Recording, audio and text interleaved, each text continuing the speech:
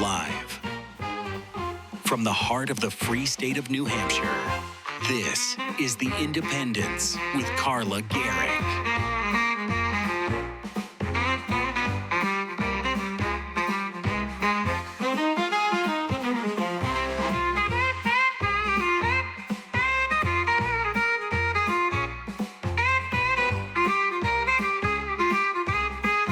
And now, here's your host, Carla Garrick.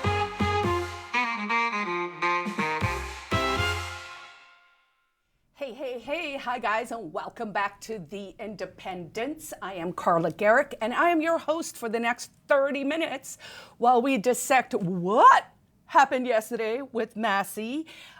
We get over the disappointment. We realize that it is an opportunity for Free Staters here in New Hampshire to really lean into our concentration strategy. I will talk a little bit about solutions, about what a high trust society needs, which of course is what we are creating here in New Hampshire. I'm going to talk a little bit about a scandal with Jeremy Kaufman, who got arrested at Market Basket, and how he does not represent the qualities of a high trust society builder. But first, two warnings. One, a fasting warning. I am in a fast, and for people who follow the show regularly, you know that I am a big proponent of fasting as a way to reset your health. But it also means I get a little high energy, so I like to warn people about it before the time. And I wanted to let you guys know, did a great podcast show last Friday night called Are You Smarter Than a Politician? Well, turns out I am. Yay! No, seriously, I actually won. It was a great fun time. It's a sort of game show host format with, well, I guess there's a host and there's, three contestants, I suppose. So it was me as President Emeritus of the Free State Project, the concentration strategy to bring libertarians and liberty lovers to the great state of New Hampshire, together with Jason Sorens, who is the founder of the movement, and Eric Brakey, the current executive director. So you can find that episode of the show, Are You Smarter Than a Politician?, which won based on viewer votes, on my website, carlagarrick.com, or you can follow them, throw them a follow, in fact, on X and wherever you see the content. Again, Are You Smarter Than a Politician? They are bringing questions and issues from a libertarian perspective to a broader audience. All right, what happened yesterday? I woke up and I was so shocked to see that Massie had lost. And then I kind of had a little moment where I thought, but what did you expect with these kinds of odds? So kudos to Thomas Massie, who I've personally met a few times. He, of course, would always walk around with these little national debt clock. Hopefully we can still keep some of those going up at Congress. And reminder, he's still going to be there for another 7 months. So I hope he takes the opportunity to really lean into some messaging and some shenanigans, which I think he's going to do. Why do I think that? Because when he made his concession speech last night, it started with this, and I quote, "I would have been here sooner, but I had to call my opponent to concede, and it took a while to find him in Tel Aviv." Now, I have got to say, here is what happened. So yesterday, May 19th, Thomas Massie, Republican in Kentucky, lost his Republican primary. He was defeated by Ed Galrine, a Trump-endorsed former Navy SEAL and farmer. The final margin was a 10-point spread. Now, how do you buy that 10-point spread? You spend a lot of money, guys. So obviously, this was one of the biggest upsets of the primary season, but it was also the most expensive U.S. primary in the history of our politics. Now, how rich was this little fight? $32 to $35 million were spent on ads and outside groups. The spending came from where? Primarily from pro-Israel groups like the AIPAC Super PAC, the Republican Jewish Coalition, from Miriam Edelson, and so on. So that little group, it looks like, spent about $9 to $16 million to unseat Massie. Now, why would they want to unseat Massie? Because he was our consistent and only anti-war voice up at the swamp headquarters. So, of course, we all know Trump made it personal, right? He called Massie the worst congressman in history. He campaigned against him and, of course, deployed all his surrogates. I saw Pete Hegseth went up there. I believe J.D. Vance, actually, that was a mistake, I think. I think this whole thing was really a mistake. But it's also interesting, and I think it's legitimate to feel frustrated and to kind of be like, oh my goodness, we absolutely cannot reform things. Money buys you seats, money buys you power. The anti-war lobby can get nowhere because, of course, they're spending all of this money. All of those things are legitimate concerns. But before you get too depressed about the whole thing, it is important, and I had to remind myself of this today, to remember those of us who have chosen to move to New Hampshire and those of our New Hampshire neighbors and Granite Staters who are aligned with the live free or die ethos. We are building something here that cannot be taken down like they did with a Massie because we are decentralized. There are many of us, we're trying many strategies, and really the only thing we all agree on is that you gotta move to New Hampshire to be part of the Free State Project and to be able to actually affect change from the bottom up as opposed to, of course, as we see in DC, top down, right? So why should we be depressed? I mean, it is a major shift in the GOP. The good old libertarian-leaning anti-interventionist wing has been put on notice, right? So basically, if you're anti-war, you can now assume the Zionists are gonna come after you. Of course, we know that Trump, who did what? Campaigned as the peace president, talked about how he wouldn't get us into all kinds of new foreign entanglements. Then someone tried to whack him and he changed his story. Then it turns out, ooh, fishy things in the Epstein files, right? So I think we can just assume that going forward, dissent will be punished. So the other thing we know from this is that money and presidential power works.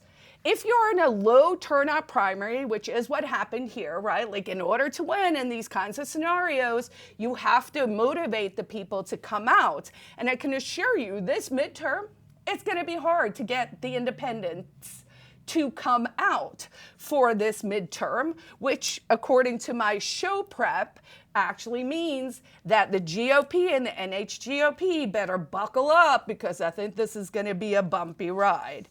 So it shows how effective concentrated donor power is really, really good at enforcing the orthodoxy. We know they control the message, and now we've clearly seen they can throw enough money at any problem to get rid of any dissenting voice or anti-war voice. What is this going to create? It creates a chilling effect because everyone else is kind of going, well, I guess I should shut up if I want to keep my seat, right? So it shows that there's a narrowing of acceptable opinion and that if you don't fall in line, they will get rid of you. It's also a broader signal that the whole America First sort of platform that Trump was selling, no new wars, let's get end endless overseas entanglements. Let's focus on America first. We all know now none of that really matters, right? Like the whole platform, really, the whole flavor of the Trump presidency has changed. So basically, the last meaningful anti-war voice in the Republican Party just got taken out by the warmongers. So that's where we're at, right? So what's another way we could frame this? How about this? The elites protect the elites. That is what we just saw. Why is that? Because war is a business. The defense contractors, and let's name some of them, because whenever we use terms like big war or big tech or big government, it glosses over the details. So Lockheed, Raytheon, Boeing, all of those companies have booked billions with a B, billions of dollars of new orders just from this whole little Iran thing that's going on, right? Where again, we haven't actually declared war because America and Congress hasn't done that since forever, which is why, of course, people here in New Hampshire and in various other states have worked so hard on the Defend the Guard legislation, saying that, hey, you know what? You can't send our National Guard to undeclared wars. Hey, Congress, you have one job. You're supposed to declare war. How about you don't kick the can of murder down the street? How about someone gets held accountable for their actions? But no, that's not how the system works, guys, because the elite will protect the elite. Accountability is theater. We saw it with the Epstein files. We've seen it now with the Fauci situation. We've seen it with mis and disinformation that is spread by our own intelligence agencies. There is zero accountability on a federal level for anything. Even this David Morans, who got indicted as Fauci's sort of lackey, he too is, not the guy really. So now they're gonna use one 76-year-old man and be like, hey, we got him on the conspiracy, and it'll just carry on. So if you, like me, are ready for real solutions instead of this lip service, this manufactured consent, this manufactured perception is reality world, if you're ready for something different, you're ready for the Free State Project. So, of course, we have the Porcupine Freedom Festival coming up this June 21st, for a whole week. Across the entire state of New Hampshire, we will have little pockets and little cells and little areas of interest and things happening. Your job is, if you live in this state, go to porkfest.com and take a look at what's happening around you.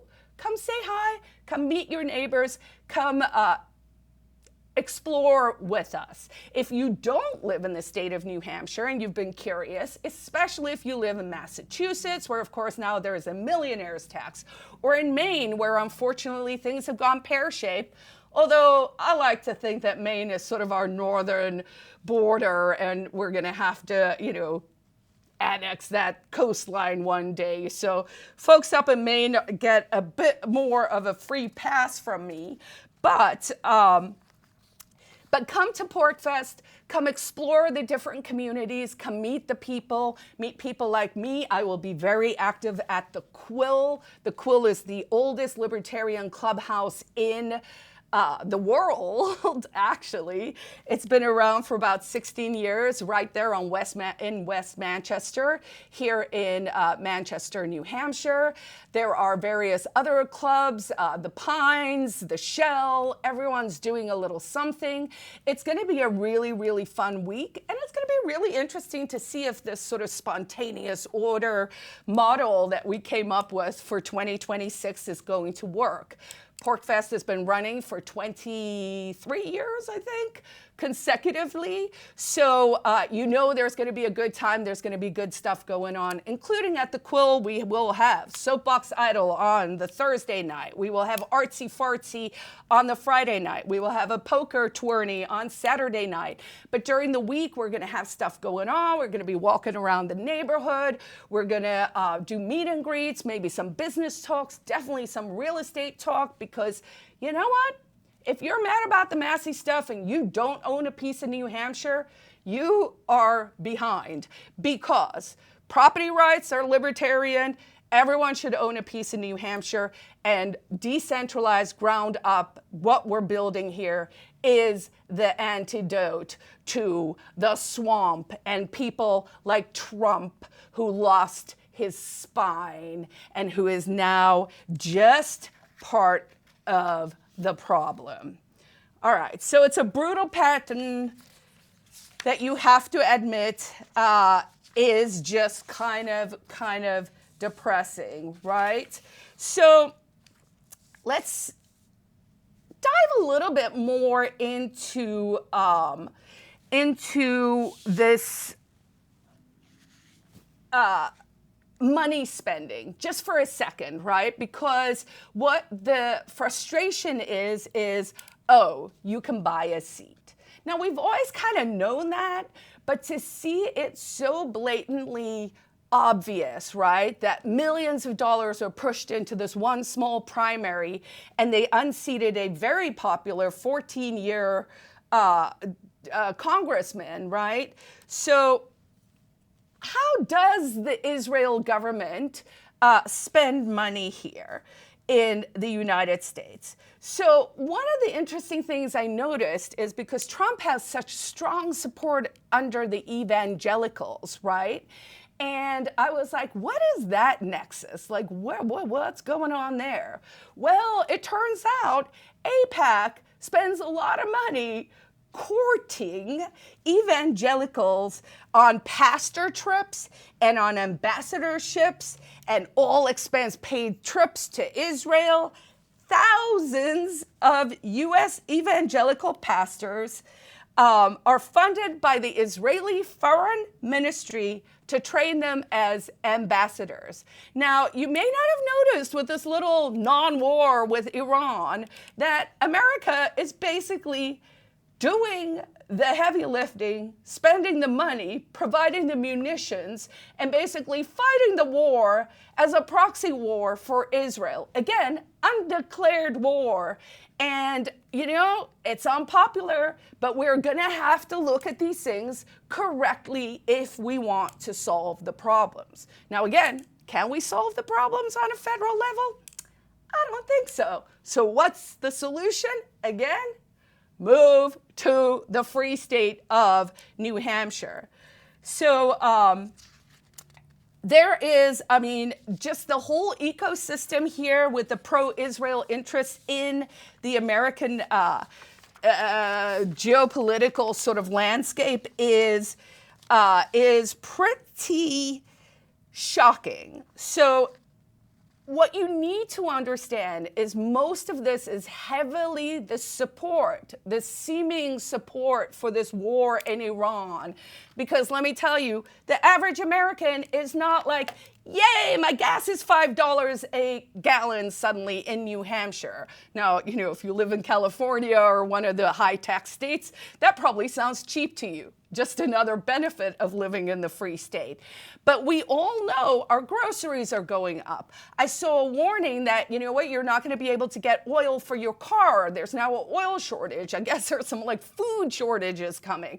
So we shouldn't be so entirely cavalier about this thing that is happening where tens of thousands of people and innocents are also being murdered in the name of profit. And the support, or the pretend support, the bought support, this vote with Massie is manufactured and amplified by the Israeli government, by very wealthy Jewish donors, and by other aligned groups. So we gotta look at the dynamic the real way. We got to call it for what it is. America and Trump have been co-opted, and they are not actually representing American interests. So I don't know what to tell you. If you woke up this morning and you were like, boo-hoo-hoo, oh no, I think you should look at it as a massive opportunity.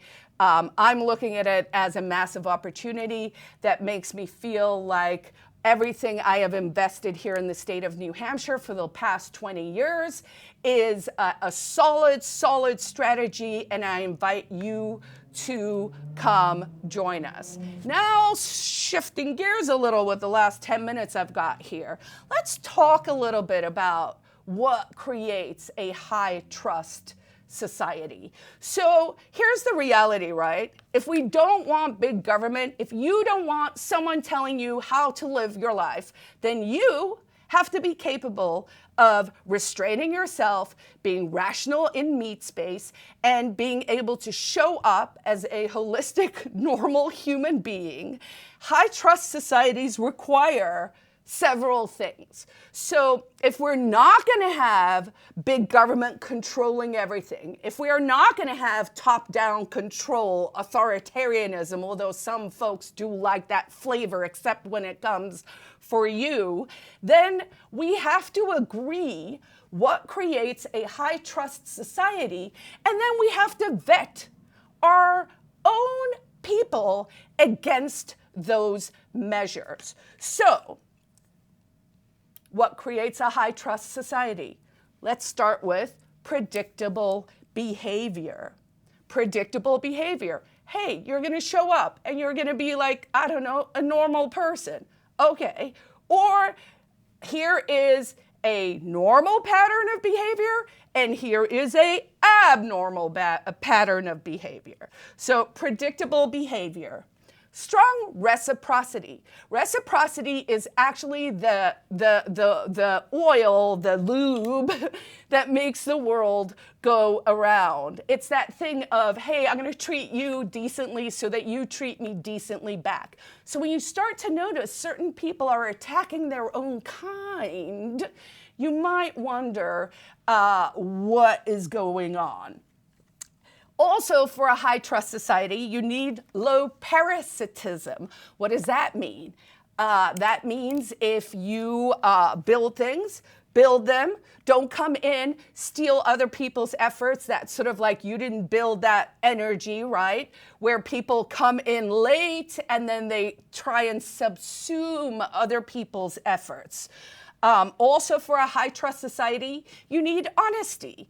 Why? Because have you ever tried to argue with someone who plays dirty? You can't win, right? So at some stage, you just kind of give up. And finally, you need some personal responsibility. So in a nutshell, a high trust society is people who keep their word and who pull their weight. So now we had the scandal up at Market Basket. We saw the arrest come out and was in the media recently. And basically, we had, we have this like sort of fringe group here in New Hampshire who claim to speak for the Free State movement. Let me just say categorically, Jeremy Kaufman does not speak for the Free State movement at all. He is a loose cannon who isn't functioning like we want people to function in a high trust society. And he is putting off the builders and the real people we need to move here in order to build that high trust society. And don't take my word for it. This is verbatim from Grok. All right. Let's talk about something uncomfortable. Last month, Jeremy Kaufman had another public meltdown, this time in a Manchester parking lot. According to the police reports, after a fender bender, he started yelling racial slurs, including telling a black man to go back to Africa. Actually, some of his cohorts have told me, as a South African, to go back to Africa. And he got into a fight with multiple people and had to be pulled away by his own young children.